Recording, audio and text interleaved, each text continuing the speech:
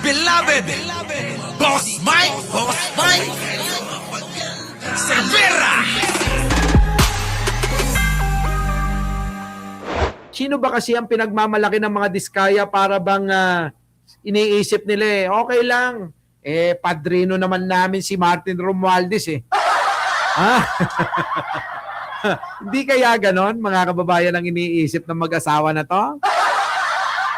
Di ba? Hindi kaya? Sa tingin nyo, mga kababayan ko, hindi kaya ganon? Eto na. Puntahan natin tong mga saksi. Pasok! February. Ako, yari ka na, Martin Romualdez. Yari ka na! May nagsalita na. Ngayon, eto mga kababayan ko, pagkaisipin nyo maigi. Pagkaisipin nyo maigi ito. Eto na! Nagsalita na po, itinuro na po si Martin Romualdez. Ayan na, may saksi na. Kasi sabihin nyo, wala pa ring ebidensya. Butik na yan. Ako, naniniwala ako na hindi magsasalita si Ping Lacson, hindi magsasalita si John B. Remulla. Na tinuturo si Martin Romualdez na mayroon pong kinalaman sa korupsyon sa ating bansa. Kaso? During February 1 po, it was just a short introduction by TJ Conti. He mentioned that he is the contractor. And then February 2, medyo nagtagal po kasi nakiusap na nga kami na we really cannot matanggal lahat ng mga gamit dahil sobrang dami.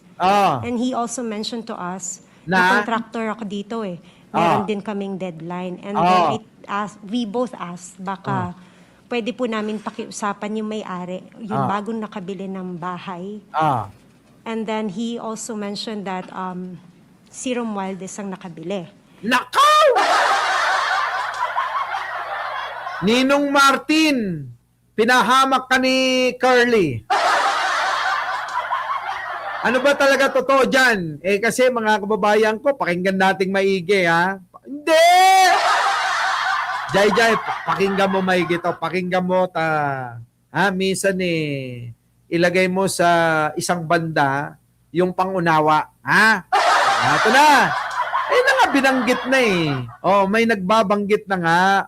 And then after po nun, It's according to Mr. Diskaya. Ayan na. It's according to Mr. Diskaya kay Curly. according Okay. to the contractors. Now, nandito tayo ngayon sa pagdinig, kung makikita nyo personal, si Carla Diskaya, makikilala nyo? Yan. Kita nyo Ito mga kababayan ko Ping Lacson ito, hindi nyo maloloko to. Tama, mali? Tanong ko sa inyo. Ping Lacson, maloloko nyo ba? Ping Lacson, gagawa ba ng kwento? Ping Lacson, kakampi ba sa mali? Paki-press 1. Siya mga naniniwala na gano'n ang mangyayari. Sipin nyo, kaya nga kanina meron pauna tutugisin lahat ng mga may kinalaman, lahat ng mga mga nasasangkot na aayon sa ebidensya. Ito na. Ito na. Makinig kayo. mga nagchat-chat na yung mga kaibigan natin. Sabi rito, laka. Ito na. Boss Mike, huwag mong tirahin. Talaga ba? Ito na. Mamaya na kayo. Mamaya. Ito na. Yes, Your Honor. Pakituro nyo nga kung naandito sa loob ng session hall. Lapitan nyo na lang kung sino dyan among the resource persons. Ayun. Hindi, lapitan mo na lang at hawakan mo na lang sa balikat, hindi magagalit yan. Your Honor, Excuse pwede me, po bang... you will be recognized later. Okay. No? Mamaya ka na magsalita, Curly. Ituturo ka pa ng mga girl lalo na mga nakausap mo at sinabi mo na ang may-ari ng bahay na kinokontrata mo ay kay Speaker Martin Romualdez. Lang natin itong proceeding muna. Yan na, Sige, miss. Sampalin mo! Sampalin mo! Okay lang yan, wag tapik. sampalin mo sa mukha. Para matauhan, Yan. Pareho kayo na ina-identify nyo na siya mismo yung kaharap ninyo? Parehas. Kayo na ina-identify nyo na yung si Curly ang nakausap nyo, si Attorney Samaniego, ganda ng tawa,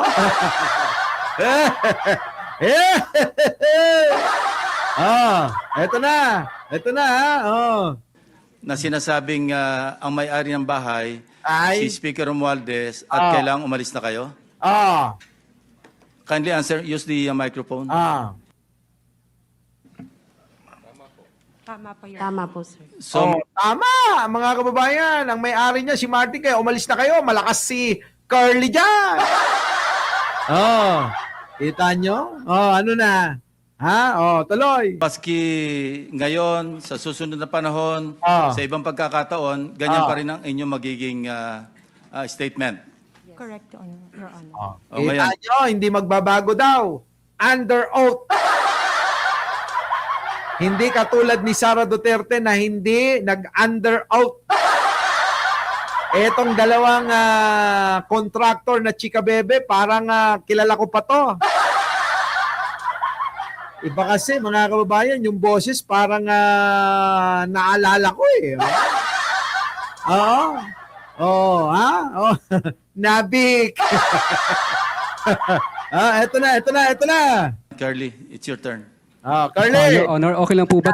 Ayan na, ito na ngayon mga kababayan ko Ito na itetest natin yung inyong pag-aanalisa rito. Itetest natin yung inyong pag-aanalisa mga kababayan ko. Mamaya may tatanong ako sa inyo Tanggalin nila yung face mask nila kasi Hindi, bawal yan. Mamaya ipapatay nyo eh. Hinihingi po ni Curly Discaya na yung face mask daw po nung mga witness ay ipatanggal daw po. Hindi ako hindi pwede yan. sa totoo lang po, talagang hindi ko sila naaalala kahit sa panaginip ko na naginip ako ng It's not for you to bangungot. identify them, it's for them to identify you. Patay! No? Kita mo, ang sabi ni Ping Lacson, hindi sila yung mag-identify sa'yo. Hindi ikaw yung mag-identify sa kanila. Tama naman. Witness yan eh. Dapat yan mga kababayan, alam nyo, dapat pinoprotektahan. Ngayon ang tanong ko sa inyo. Sige nga, mga kababayan ko, tanong ko sa inyo, naniniwala kayo kay Discaya? Sige nga, sino ang mga naniniwala kay Discaya? Sino ang naniniwala kay Curly? Paki-press 1. Yung mga naniniwala. Ito, test ito tinitest ko kayo kung hanggang saan yung inyong pangunawa. Sino sa inyo ang naniniwala kay Curly Discaya? Sige nga. Sino? Putik na yan, walang makasagot Walang makasagot. Merong naniniwala sa inyo kay Discaya? Mag-press 1 kayo!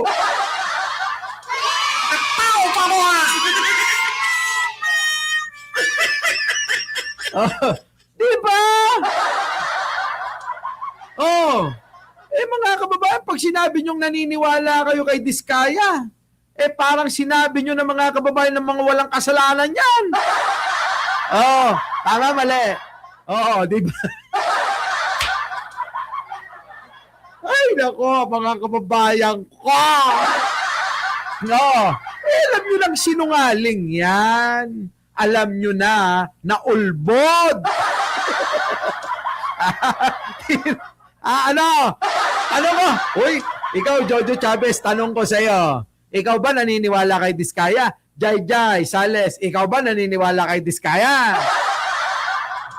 Diba? Kasi labanan ng dalawang babae ito na witness at kay Discaya.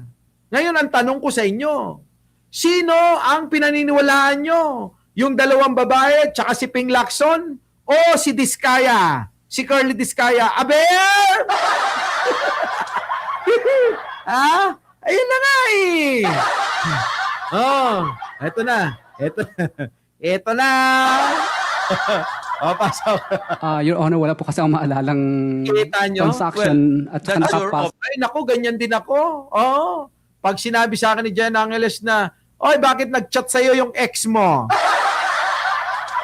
Ay, wala akong maalalang ex ko. Wala na akong maalala. Matagal ko nang nakalimutan yung mga yan. Kung sino man yung mga ex ko na yan, oo, kahit bumati pa yung mga yan. Wala. Oo, hindi ko kilala yung mga bumabati. Di ba mga kababayan ko? Kanina nga may bumati. Oh. Ay nako, mga kababayan ko ha. Oh, sa totoo lang, mga kababayan. Alam niyo naman mga kababayan tayo iba. Kailangan ba natin, boss, may ipakita ito? Wag na, ha? Wag na siguro. Oh. Nako, ito na. Nako, yari ka dyan kay Jen Angeles. Oh, ha?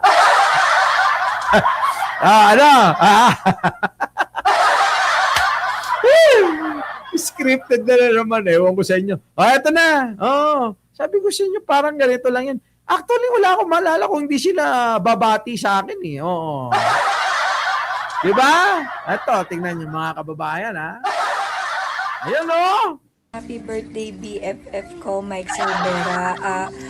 More birthdays to come. Namimiss na kita BFF. Tsaka humaba pa yung buhay mo na sobra-sobra. Love you BFF. Happy birthday. Nako! Patay tayo dyan! Tagalin na natin agad. Nako, baka mapanood pa. Diba?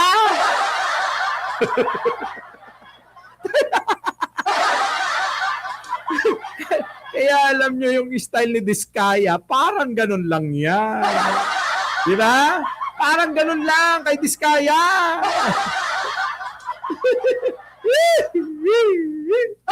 Hindi ko maalala. Kung hindi sila mag-send ng mga ganyan, hindi ko maalala. Eto na. Balikan natin. Pasok.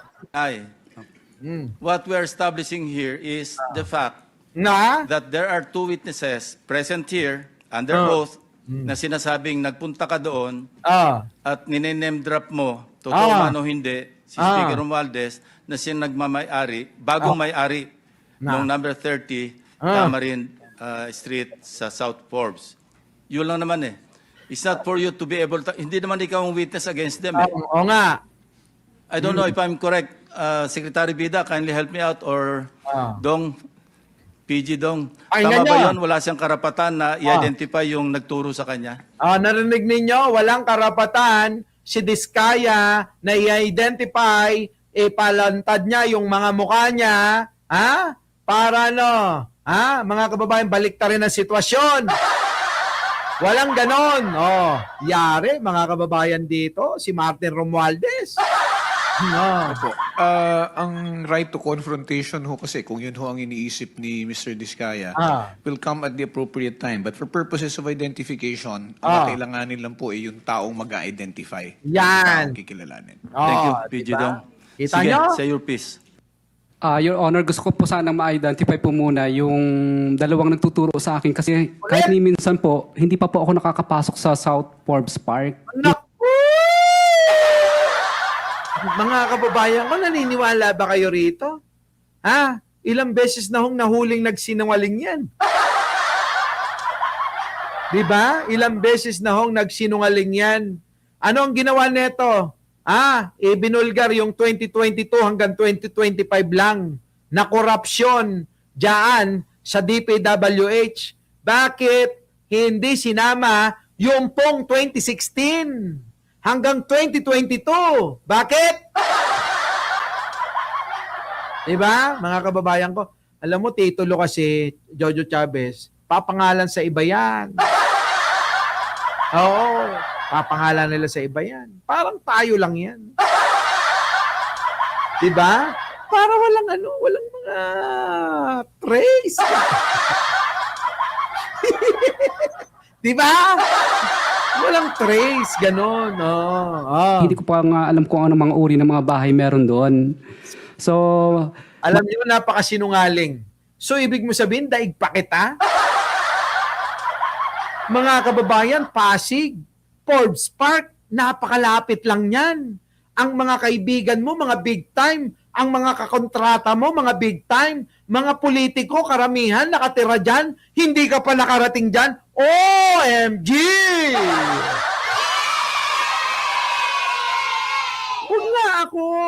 Ikaw, Jai Sales, naniniwala ka naman na hindi pa nakakarating yan. Sino si Diskaya? Sa Forbes Park. Baka nakalimutan mo, big time ito. Big time na contractor na magnanakaw. At ang kanyang mga kakontrata, mga politiko, na karamihan ay nakatira sa Forbes Park.